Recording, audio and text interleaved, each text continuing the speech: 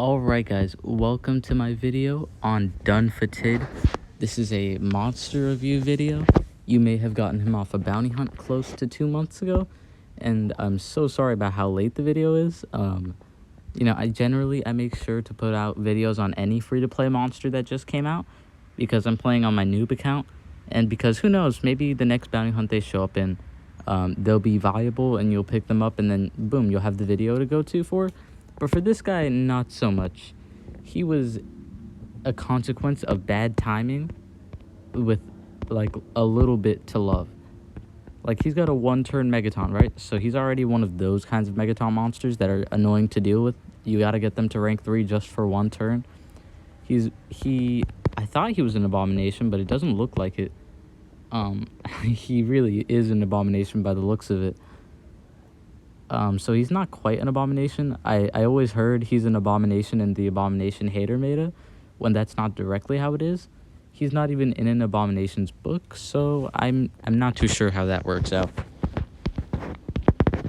But yeah, he's a dark and nature monster in a light and fire pierce meta, so he got destroyed. This is a review. I'll try and be as optimistic as I can be.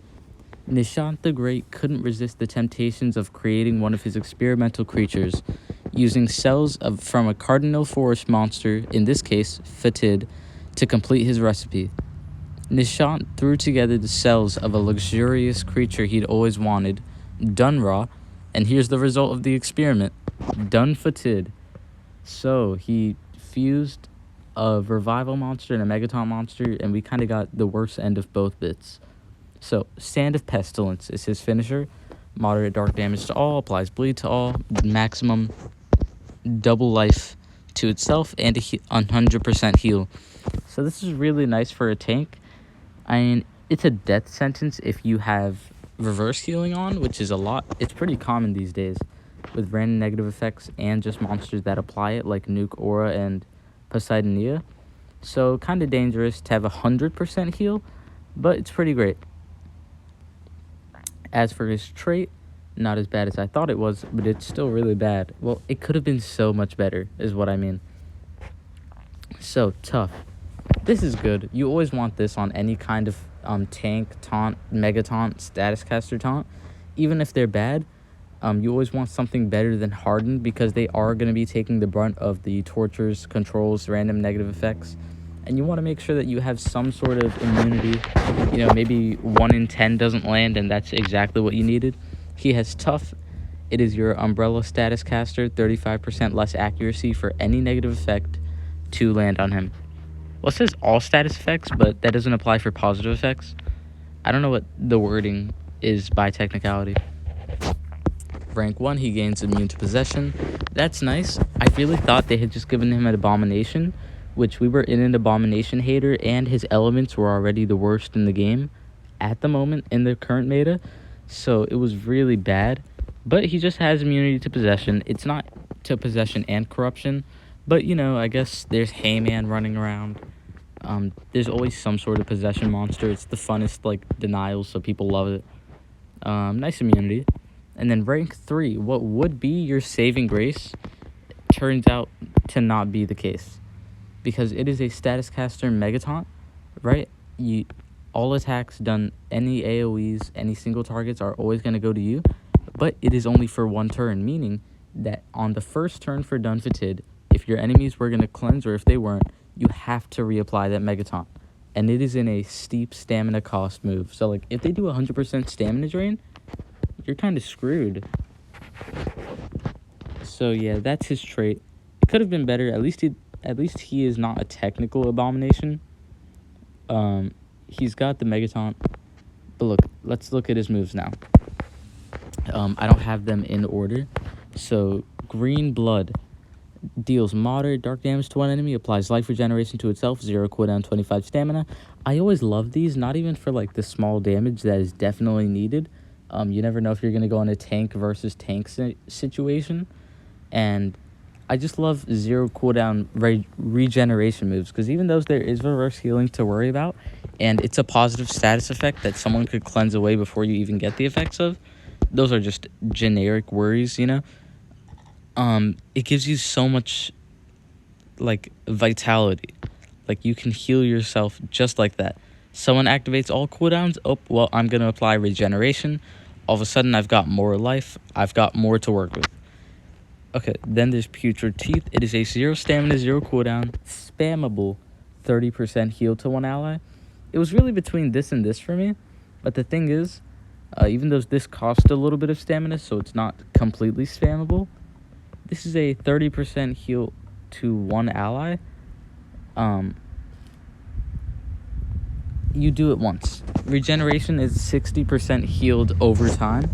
Putrid Teeth, you only do it once. So I just thought regeneration was the better of the two. Although it's definitely got some usability. A spammable heal is super nice on the battlefield. Strangling Tentacles deals moderate dark damage to one enemy, applies nightmares and poison to one enemy. So 2 dots, I quite like that. On 31 stamina, I feel like that is a very unique number. And a 1-turn cooldown, so just 2 dots to throw onto one enemy. That's nice. I wouldn't suggest it too much. Servant Muncher, here we go. This is the Cawthor move. This is the Dunn fatid move. This is a move that is always controversial. So you remove 100% of total life from one ally, and then you heal yourself by 50% extra stamina, and you get 1 extra turn. So the big thing is, with this guy, with Cawthor, is the only one I can remember that does a similar, well, almost the exact same thing, where you sacrifice an ally for major buffs, is, 100% of your life is 100% of your life. That is an instant kill unless they have shield on, and shield is not a popular mechanic. So it's always like that, oh, well, if my ally's about to die, should I just kill him off and get all of these little buffs? It's honestly not worth it. There are monsters that do all of this in 1 turn for free. And there's the argument that once he's below 50% health, you can do this move, and you'll just get 50% health, 50% stamina, and an extra turn. On a 2-turn cooldown, 35 stamina, that's nice. But then you're also just relying on that you'll get below 50% health, which you shouldn't be betting on. So I personally don't run it. It's one of his only unique mechanics, so maybe you do. I don't know. Okay, Infectious Fang deals moderate nature damage to one enemy. Right, he does a lot of attacking. Like, there's some tanks where they don't do any damage as to avoid relics, but he is not one of them, and I kind of like that, because that means you can just go in, go head first, and just ram into all of those relics, try not to die, and then have your attacker be able to punch them without suffering those relics. So it's a moderate nature damage to one enemy, plus a 40% heal. 40% is pretty nice. So it was just between Green Blood and this, and I just thought that Green Blood set up nicer, and it's on a 0-turn cooldown, less stamina. That was my choice. Maybe you do run Infectious Fang, I'm not sure. King of Giza, this is your reapplying Megatomp move that you're going to have to do at the very start of the battle if you ever want to use him as a Megatomp monster. Doubles its own maximum life. I quite like that. You double your own life, so now you've got, double. And then you apply your Megaton, so at least you don't do nothing. You do 2 good effects in 1. But the shame of it is, it is 60 stamina. That is a massive cost for this kind of move on a 3-turn cooldown, so they really make you pay for doing his basically only gimmick. His most valuable one anyways. Wormfest, I love this as the homage to Fatid and his revival, because that used to be so powerful in the grand duels.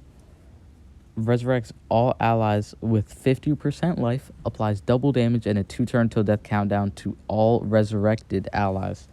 So I'm not sure what this does when you have 1 living ally and 1 dead ally.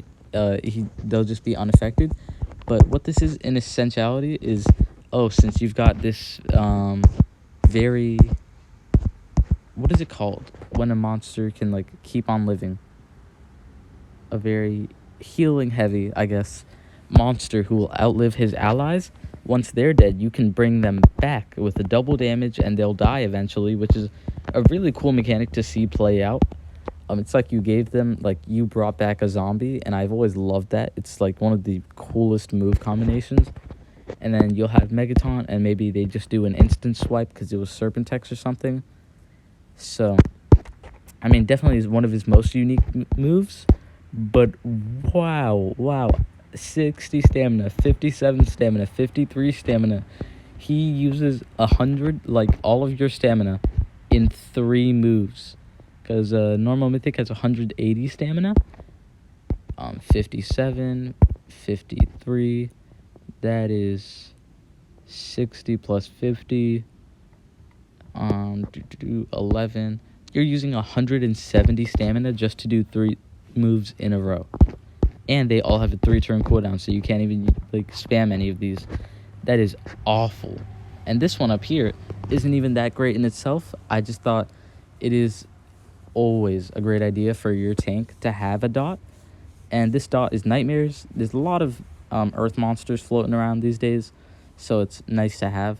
It's just an AoE nature damage, Nightmares, and a 20% heal. Although I didn't realize how steep the stamina cost was. Jeez. So what do I want to... I don't want to actually put any runes on this monster. I don't think I'll ever use them. I do want to just get them to rank 3 and use them as a tank, just for fun. But we all know you can't just do that, right? Like, it's super expensive. So here, I'll throw those runes on him. And let's take him out to action. So, Immunoid, you're maxed out. Fatid. Boom. Alright. So, this is the current team I'm, like, ranking up. Yes, as a spoiler to anyone, I did buy King Autumn in the, in this new amazing event that they had go out for him, where it was like you could buy all the old Blossom monsters. He was definitely the pickup for almost everyone. He is so amazing. Alright, so the hardest rock. And now look. So let's say you were a Megaton monster. All you can do on your first turn is King of Giza.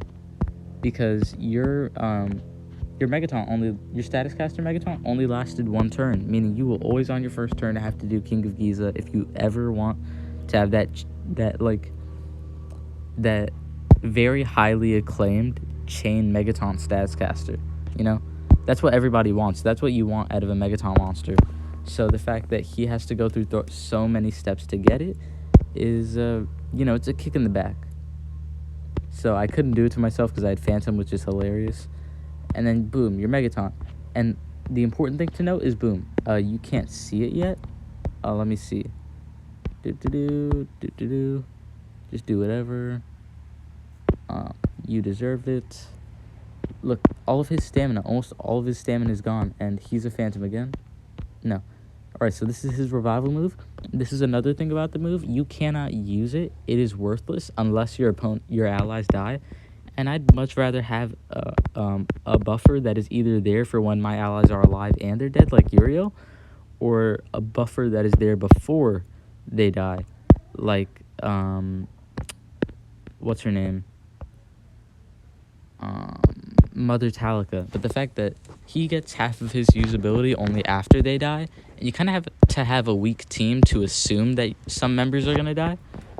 And the fact that he can kill them himself and bring them back, he is just a complete L of a monster.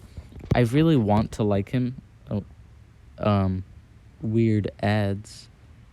Huh. Alright, I'm just gonna click out of this. I really want to like him. I want to give him the benefit of the doubt. I want to do all of that, but I want to do it right by you guys, you know, always give you, like, the most optimal information, like, not just who I think is cool and who you should give a shot. And he is a monster who is so bad that it's not even worth giving him a shot. He has awful elements. His moves are just, like, mid at best and always situational. You're forced into doing Megaton the first turn. You can't revive. You can't give them double damage unless they're dead. You have to kill them for, like, a slight buff. He's got weak dots and weak healing that even can work against you with reverse healing. He's just a really bad monster, sad to say. If you got him out of the bounty hunt and you were waiting for my review on him, I'm sorry to squash your dreams. But, you know, maybe next time. he was so exciting of a monster, and then they just really let the ball go. Yeah, that's about it for my Dunn fatid review. There's not much more you can say on him. Thank you so much for watching. If you did, please leave a comment, like, subscribe. It always makes my day, and it'll make my birthday, because little do you guys know, the Omni-Crab's birthday is on Thanksgiving. So, hitting 130 subscribers, that'd be a big, big vibes. So thank you all so much for watching. Yeah, I'll see you all in the next one, where hopefully there's a better monster, because I feel so sad reviewing this monster knowing that he's, like, unusable, But, yeah, thanks so much for watching. That means the world. Your favorite Omnious Crab, signing out.